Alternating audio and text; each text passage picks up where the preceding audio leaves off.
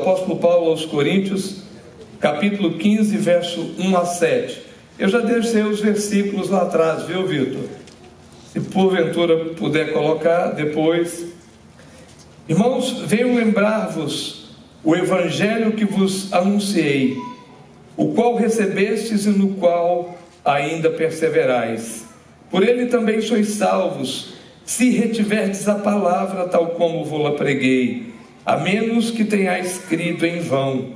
Antes de tudo, vos entreguei o que também recebi, que Cristo morreu pelos nossos pecados, segundo as Escrituras, que foi sepultado e ressuscitou ao terceiro dia, segundo as Escrituras, e apareceu a Cefas e depois aos 12.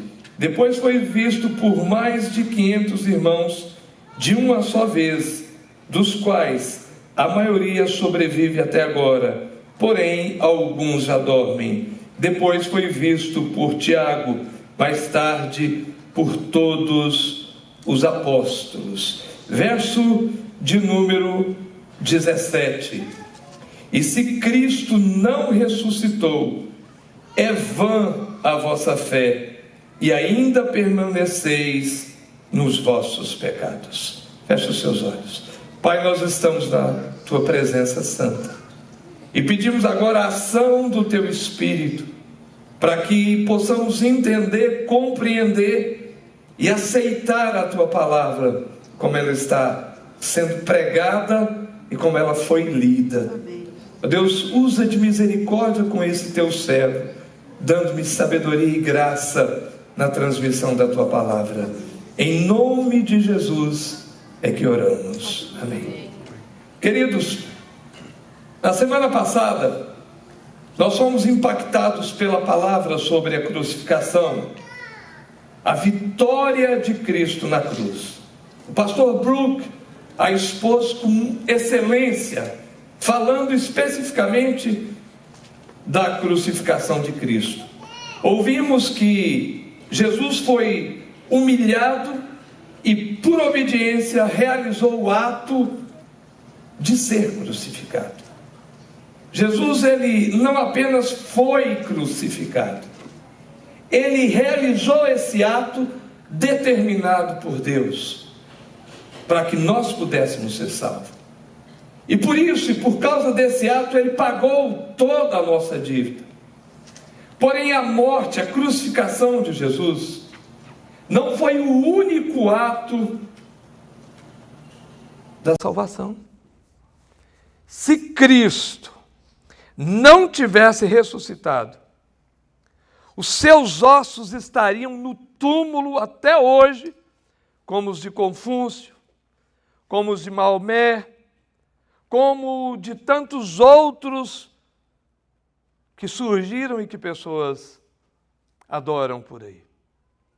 A ressurreição já havia sido predita no Velho Testamento, e Jesus falou sobre a sua ressurreição antes mesmo de ir para a cruz. Os salmistas disseram que o corpo de Jesus não veria corrupção, ou seja, não iria ficar debaixo da terra se corrompendo. E em Mateus capítulo 20, verso 17 ao 19, ele fala que antes, ele está falando, mesmo antes da sua crucificação, ele disse: estando Jesus para subir a Jerusalém, chamou à parte os 12 e em caminho lhes disse: eis que subimos para Jerusalém, e o Filho do Homem será entregue aos principais sacerdotes e aos escribas. Eles o condenarão à morte e o entregarão aos gentios para ser escarnecido, açoitado e crucificado. Mas ao terceiro dia ressurgirá. Jesus sabia antecipadamente que ele iria sofrer, iria ser crucificado e ao terceiro dia ele iria ressurgir. O próprio Jesus se intitulou como sendo a ressurreição. Quando as irmãs estavam preocupadas com a morte do irmão Lázaro, Jesus, no capítulo 11, verso 25, diz o seguinte: eu sou a ressurreição e a vida. Quem crê em mim, ainda que morra, viverá. Queridos, a ressurreição, assim como a crucificação, era algo indivisível na mente e no coração de Jesus. Era um ato só. Ele sabia que quando fosse à sepultura e de lá fosse ao inferno para tomar as chaves da morte e vencê-la, ele ressurgiria. Queridos, portanto, por que Jesus fazia questão de falar isso? Porque naquela época, entre os fariseus e os saduceus, as duas correntes principais do judaísmo, havia entre eles a notícia de que os saduceus não aceitavam a ressurreição. Mateus capítulo 22, verso 23 diz isso, que os saduceus não criam na ressurreição. E em 1 Coríntios capítulo 15, verso 12 em diante, Paulo tratou desse assunto, porque isso entrou dentro da igreja, esse ensino dos saduceus. E não é de se admirar que até hoje existam pessoas que creem que Jesus morreu, mas não creem que ele ressuscitou. E com veemência no verso 14, Paulo diz: e se Cristo não ressuscitou, é vã a nossa pregação, e é vã a vossa fé. E no verso 17 ele é enfático, ele diz: e se Cristo não ressuscitou, é vã a vossa fé, e ainda permaneceis nos vossos pecados. Duas coisas importantes aqui.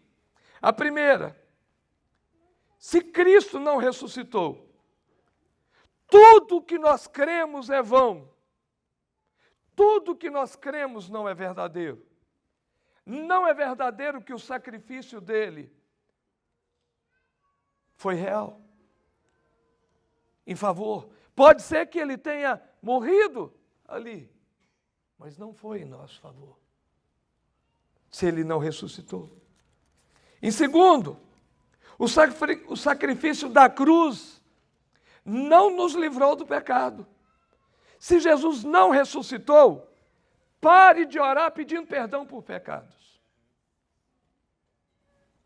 Porque o Paulo diz: se ele não ressuscitou, é vã a vossa fé, e ainda permaneceis nos vossos pecados. Qual o sentido?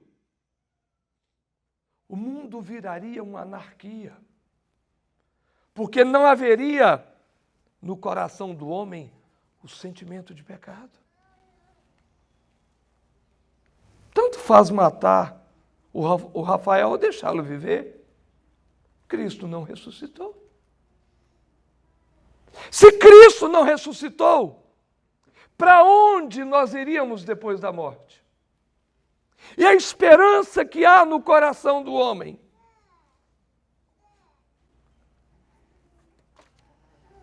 Queridos, a crucificação, ela existiu. Ela foi real. Mas a ressurreição não é um complemento da doutrina da salvação. Sem a ressurreição, não haveria salvação. A crucificação foi para aplacar o pecado do homem diante de Deus. 1 Coríntios capítulo 15, verso 27, diz assim: o último inimigo a ser vencido foi a morte. E a morte foi vencida pela ressurreição, não pela crucificação. Estão entendendo? Na cruz, Jesus pagou a nossa dívida. Nós tínhamos uma dívida. Romanos capítulo 3, verso 23 diz que todos os homens pecaram e carecem da glória de Deus. Capítulo 6, verso 23 diz que o salário do pecado, desse fato de sermos pecadores, é a morte. Mas o dom gratuito de Deus é a vida eterna em Cristo Jesus, nosso Senhor. Como teríamos a vida eterna se não houvesse ressurreição? Se Ele não tivesse ressurreto? A morte, diz Paulo em Coríntios, entrou no mundo por meio de Adão, e a ressurreição por meio de Jesus. Vejam capítulo 15, verso 21 e 22. Visto que a morte veio por um homem, também por um homem veio a ressurreição dos mortos. Porque assim como em Adão todos morrem, assim também todos serão vivificados em Cristo Jesus. Em 1 Coríntios capítulo 6, verso 14, diz que Deus ressuscitou a Jesus e nos ressuscitará também. Irmãos, Atos capítulo 2, depois da descida do Espírito Santo, verso 24. Isso é tão presente, latente, era tão presente, latente no coração dos discípulos, que no verso 24 diz assim: ao qual, porém, Deus ressuscitou, rompendo os grilhões da morte, porquanto não era possível fosse ele retido por ela. Jesus não pôde ser retido pela morte, ele ressurgiu. Gente, eu gostaria de ouvir um aleluia. Se forte! Por causa da ressurreição, nós fomos salvos. Então, e daí, pastor? Quais são os resultados da ressurreição? A crucificação nos trouxe a salvação, nos perdoou os pecados, nos purificou. Mas e os resultados? Primeiro, a confissão da nossa crença na ressurreição nos salvará. Isso é muito importante. A confissão da nossa crença na ressurreição nos salvará. Pastor, o senhor está dizendo que não é a crucificação? Vejam que as duas coisas são inseparáveis. Mas veja o que Paulo diz em Romanos capítulo 10, verso 9 e 10. Se com a tua boca confessares a Jesus como Senhor, e no teu coração creres que Deus o ressuscitou dentre os mortos, serás salvo. A confissão daquilo que está no seu coração, se você confessar, Cristo ressuscitou, você confessa com a boca que Ele te salvou. Com o coração você diz, Ele ressuscitou. E o verso seguinte diz, porque com o coração se crê para a justiça e com a boca se confessa a respeito da salvação.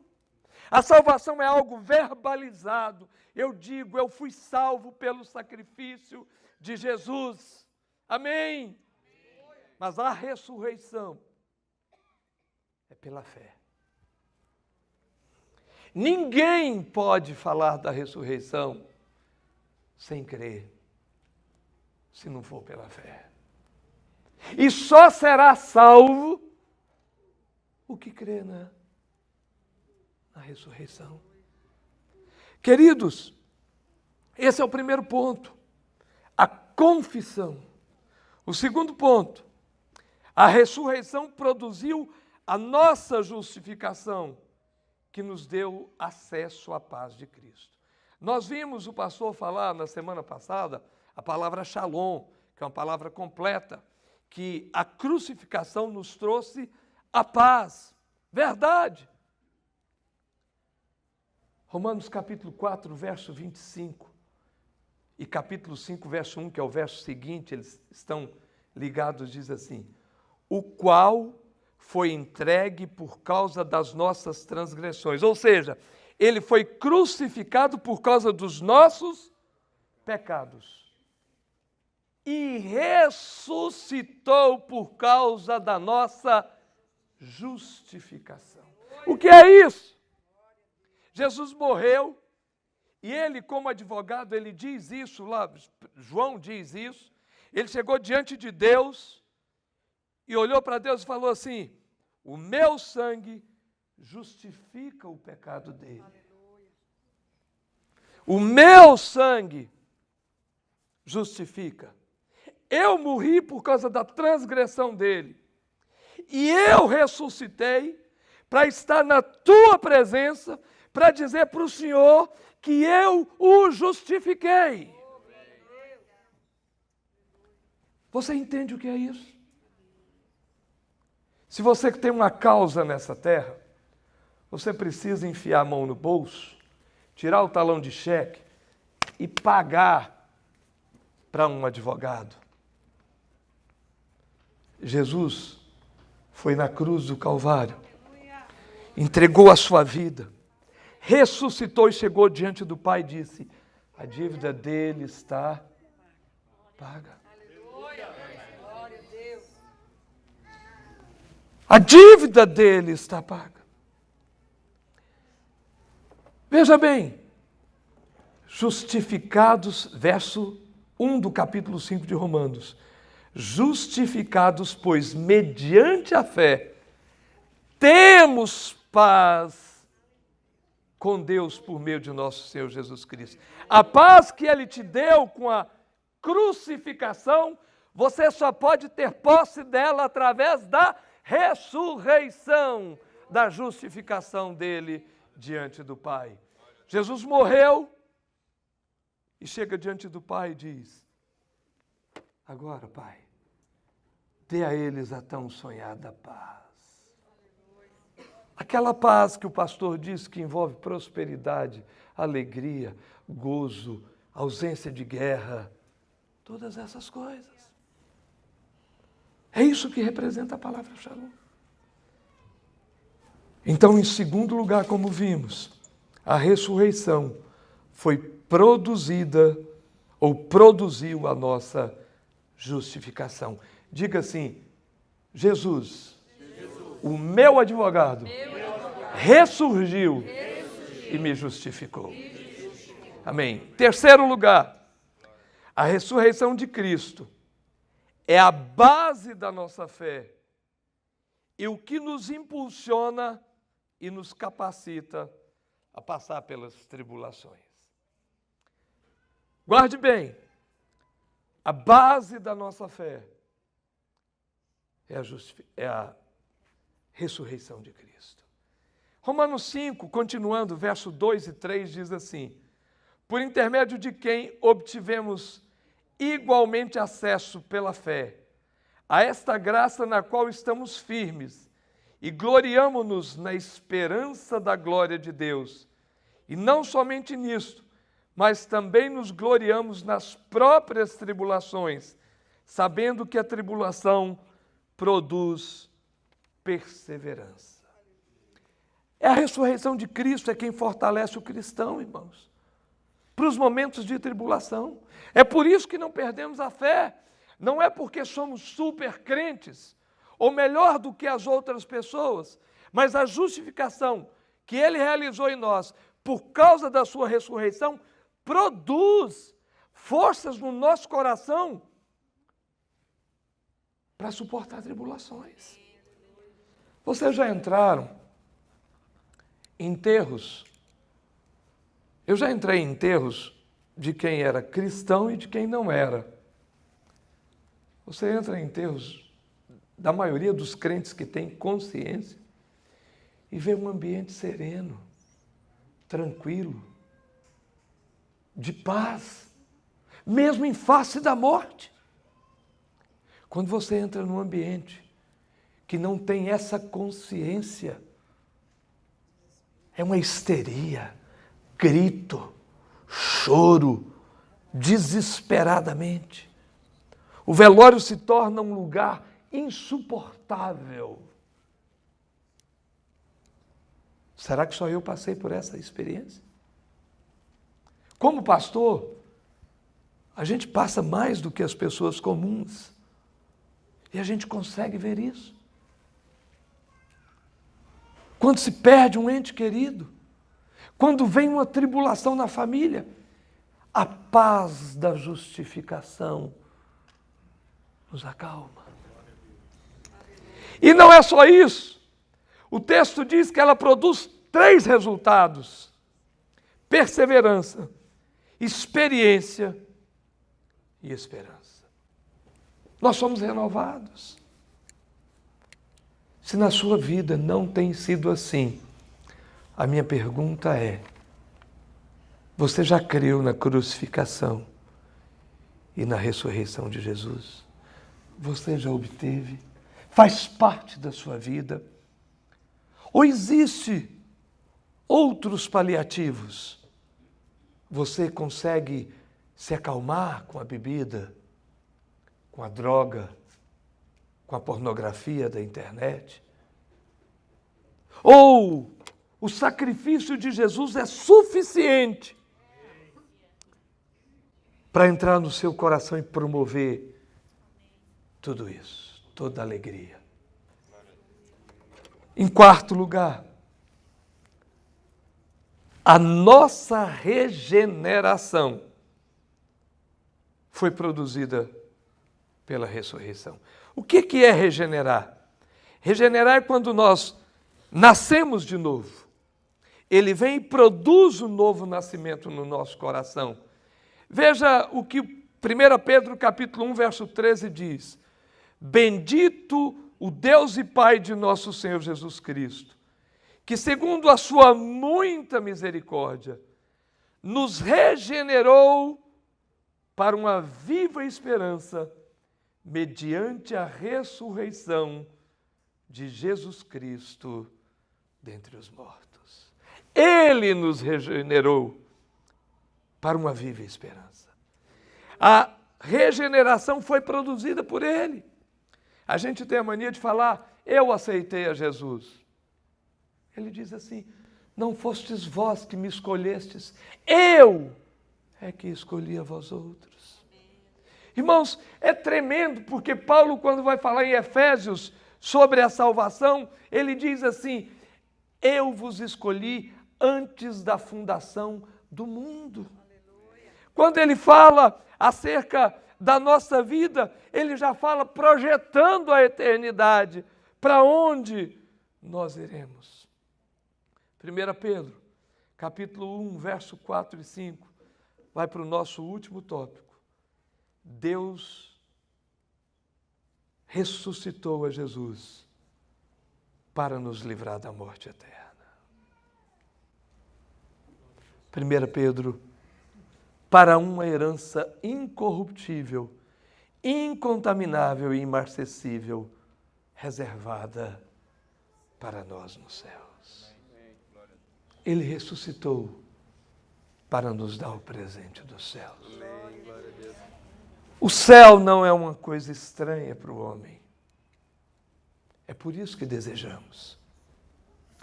O céu é tipificado pelo paraíso, em Gênesis capítulo 1, capítulo 1, 2 e 3. O homem já esteve lá. E quando ele desobedeceu ao Senhor, caiu. O coração do homem continuou sentindo saudades.